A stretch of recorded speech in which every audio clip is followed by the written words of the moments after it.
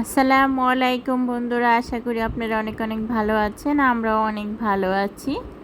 আজকে নিয়ে এসেছি মাইশা কিচেনে নতুন একটা রেসিপি। দেখুন, এটা হবে লাউ চিকেন।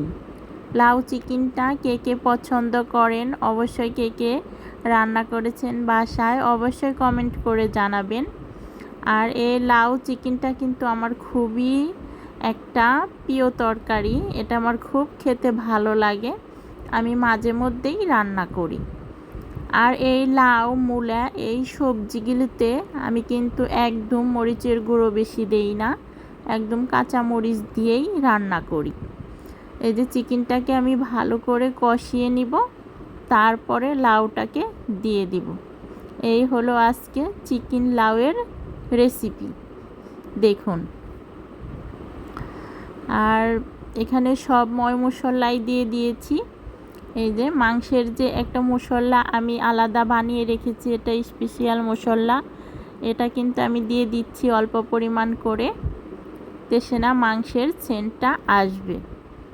তে বন্ধুরা, আপনারা দেখতে থাকুন আজকে চিকেন দিয়ে লাউ দিয়ে কিভাবে রান্না করি। আপনারাও বাসায় ঘরোয়াভাবে এভাবে করে নেবেন।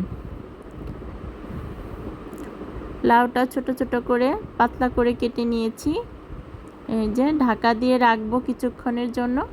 কিছুক্ষণ পরে অল্প পরিমাণ পানি দিয়ে নামিয়ে রাখবো।